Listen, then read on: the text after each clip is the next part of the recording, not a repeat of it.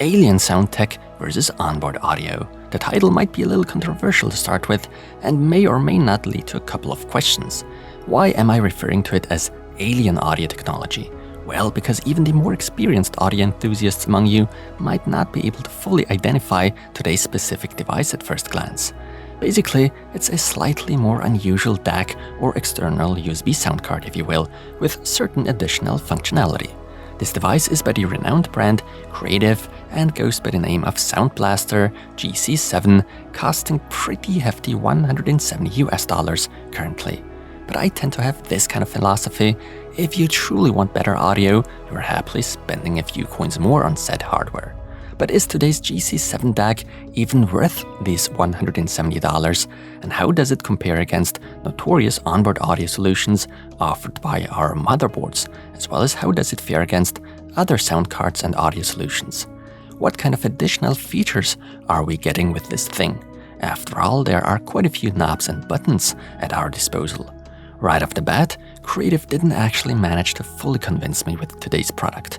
What areas and aspects this GC7 fails at, and in which it does really well actually, you'll find out in today's video.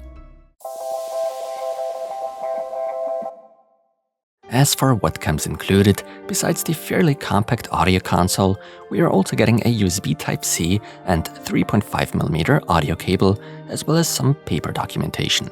This also includes instructions giving you a chance at survival apparently. Let's talk about the build quality and size real quick. The entire case, along with all these knobs and buttons, are out of plastic. To some, disappointing, but as much as I would have loved metal on here too, all I tend to really care about here is the quality under the hood. Nonetheless, the GC7 DAC still makes a fairly good impression, build quality wise, and despite being really lightweight, it doesn't go anywhere that easily on one's desk, thanks to those long rubber feet. I especially like these two big knobs on the left and right, which you can even control with just a single hand, thanks to those grooves, if that's the right term for it. But before we go into detail when it comes to controls, let's first go around this device to get a better picture on how and what can actually be connected to this GC7. Basically, this DAC can be used with a lot of different devices. Starting on the left, we are being offered a line out, right beside a line in, primarily intended for mobile devices, then a gain switch with low and high settings, an optical Toslink output, a Toslink input, following that a USB Type-C port, as well as a switch with 3 modes to choose from: mobile, console, and PC respectively. Last but not least, the power button. Let's go around by 180 degrees. We now see 2 more 3.5mm ports, namely one headphone output / headset input, along with a microphone input. Further on the left, we see some LEDs indicating the mode we're currently in. To fully power the Sound Blaster GC7, you always need to have USB-C connected. On the PC, this serves 2 purposes, both data transmission as well as power delivery. When connecting to mobile devices or consoles, the USB-C connection only takes on the duty of supplying the DAC with power. Now I believe some will end up quite confused as to what can or should be connected for each individual platform. For the PC, you're mostly just going to use USB-C. For consoles, besides USB-C for power delivery, you're either going to use line in or the optical input, whereas with mobile devices, you'll logically go and make use of that 3.5mm line in. This therefore means that today's GC7 can be used for all sorts of aspects. Obviously, such a DAC would surely complement a lot of gamers and streamers out there, since you can easily manage to control and adjust audio levels over several inputs and outputs in a matter of seconds in real time. The console is of great use here. And I find it amazing that all these crucial controls are illuminated, so under low light circumstances, you don't need to be groping in the dark trying to find the right knob / setting. On the left hand side, there's our master volume, and to the right, our game voice mix. With that one, you're mixing or rather adjusting the volume and levels of either voice chats and in-game audio customizable by software. So without having to exit the game, you can now play God over your audio levels. All of you that have had to deal with these kind of annoying adjustments in the past will greatly appreciate this feature. Of course, the microphone can also be muted anytime by a single button press. What immediately catches one's eye is the constantly illuminated button with the label XXFI. That feature more or less boosts your audio for different scenarios. The modes are marked by their specific colors, and we switch between on and off, battle mode, as well as a custom profile by the user. I personally only fancy the neutral setting, so SXFI basically disabled. Much more interesting I find those neighboring buttons, which give us the option to make adjustments to the bass, treble, a plugged-in microphone, and virtual surround sound. The fact that we can do this physically with knobs and an LED display without any need for software is pretty cool. Maybe even more interesting to specific users may or may not be these 4 fully customizable C1 through 4 buttons. On default settings, they allow us to switch between different sound modes on the fly, such as for FPS or Battle Royale games, Scout mode, microphone monitoring, and you can also immediately switch to a different audio output.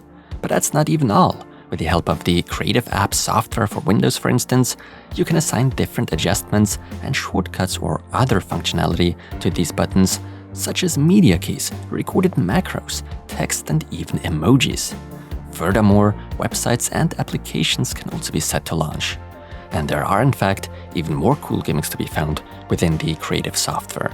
Besides Super XFI, there's actually also the acoustic engine, allowing for fine-tuning different effects. Perfect for specific streaming setups, if a 3.5mm microphone is plugged in, might also be the in-house noise reduction feature by Creative, and some funny little gimmicks such as voice morph, allowing you to somewhat sound like an elf, demon, chipmunk, robot, and the like.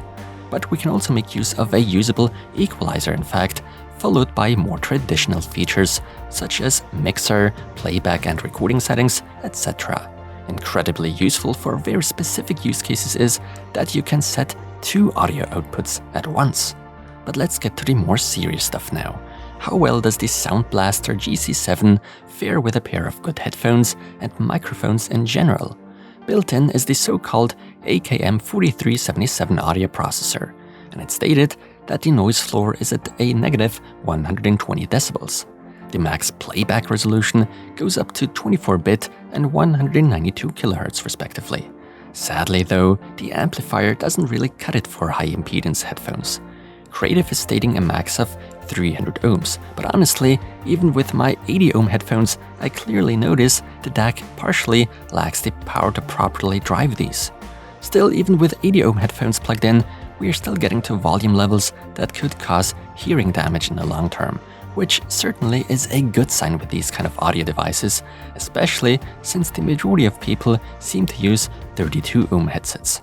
Now, before I go a bit more into detail regarding my experience with the audio fidelity, I'd first like to present you a quick series of very simple tests I did with the GC7 to find out how it compares to those other devices, including the popular onboard audio solutions and a few other internal sound cards, such as Creative's very own Sound Blaster ZSE. I'd, however, clearly like to point out that these are extremely simple tests and certainly do not paint the whole picture in the slightest. Still, it gives us at least some data to compare with.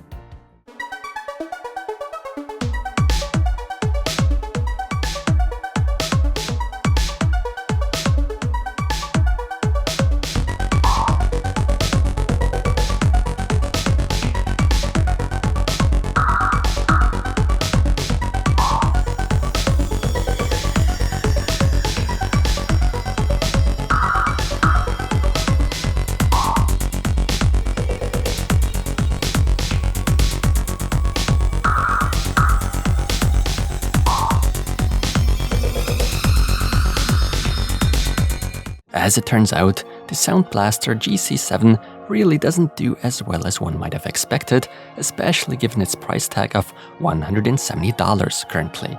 For instance, what sounds incredibly powerful, responsive and detailed with my Power Color, Devil HDX, or even with my highly praised Creative Sound Blaster ZSE, with today's Sound Blaster GC7 DAC, in contrast, sounds a bit lackluster and slightly muffled.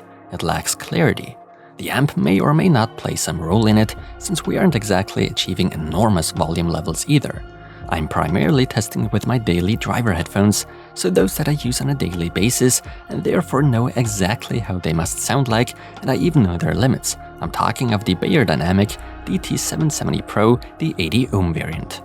And well, this time around, the DT770 Pros certainly couldn't show their true potential. We simply lack power, and effect and equalizer adjustments can't help correct that. Let's face it, we are after all dealing with a gaming and streaming-oriented product. It appears to me as if the majority of the budget went into exactly these gaming and streaming features.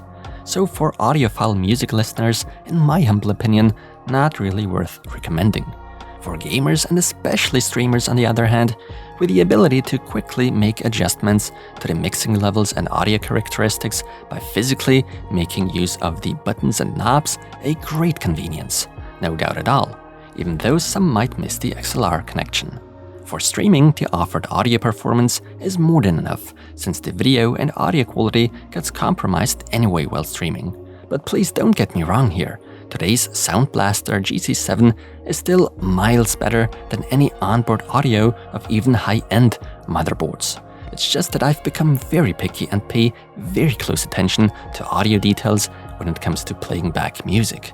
So for gamers and especially streamers, definitely a product worth recommending, but for everyone else that want and expect a rich, full, detailed and responsive audio experience when listening to music for instance, you probably should look elsewhere. Even the $100 to $110 Sound Blaster ZSE internal sound card performs a lot better in that regard.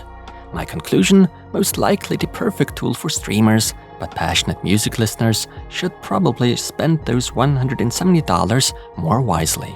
With that being said, thank you so much for watching and take care everyone.